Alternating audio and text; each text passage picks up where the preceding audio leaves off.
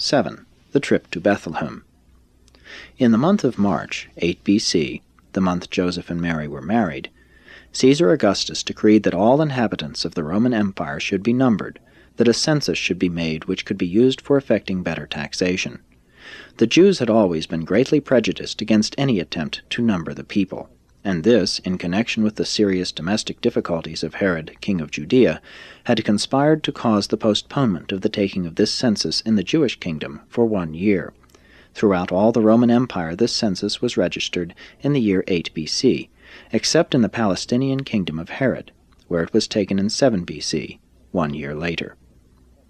It was not necessary that Mary should go to Bethlehem for enrollment. Joseph was authorized to register for his family, but Mary, being an adventurous and aggressive person, insisted on accompanying him. She feared being left alone lest the child be born while Joseph was away, and again, Bethlehem being not far from the city of Judah, Mary foresaw a possible pleasurable visit with her kinswoman Elizabeth. Joseph virtually forbade Mary to accompany him, but it was of no avail. When the food was packed for the trip of 3 or 4 days, she prepared double rations and made ready for the journey. But before they actually set forth, Joseph was reconciled to Mary's going along, and they cheerfully departed from Nazareth at the break of day.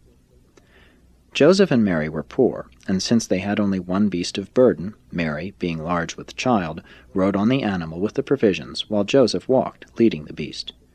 The building and furnishing of a home had been a great drain on Joseph, since he had also to contribute to the support of his parents, as his father had been recently disabled.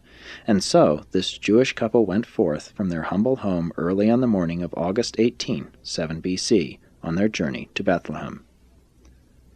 Their first day of travel carried them around the foothills of Mount Gilboa, where they camped for the night by the river Jordan, and engaged in many speculations as to what sort of a son would be born to them, Joseph adhering to the concept of a spiritual teacher, and Mary holding to the idea of a Jewish Messiah, a deliverer of the Hebrew nation.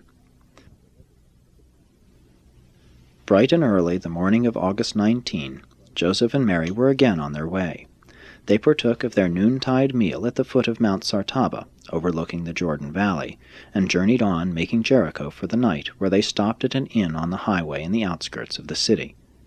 Following the evening meal, and after much discussion concerning the oppressiveness of Roman rule, Herod, the census enrollment, and the comparative influence of Jerusalem and Alexandria as centers of Jewish learning and culture, the Nazareth travelers retired for the night's rest.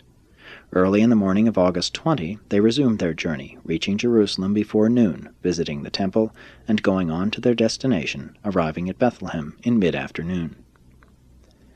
The inn was overcrowded, and Joseph accordingly sought lodgings with distant relatives, but every room in Bethlehem was filled to overflowing. On returning to the courtyard of the inn, he was informed that the caravan stables, hewn out of the side of the rock and situated just below the inn, had been cleared of animals and cleaned up for the reception of lodgers. Leaving the donkey in the courtyard, Joseph shouldered their bags of clothing and provisions, and with Mary descended the stone steps to their lodgings below. They found themselves located in what had been a grain storage room to the front of the stalls and mangers. Tent curtains had been hung, and they counted themselves fortunate to have such comfortable quarters. Joseph had thought to go out at once and enroll, but Mary was weary. She was considerably distressed and besought him to remain by her side, which he did.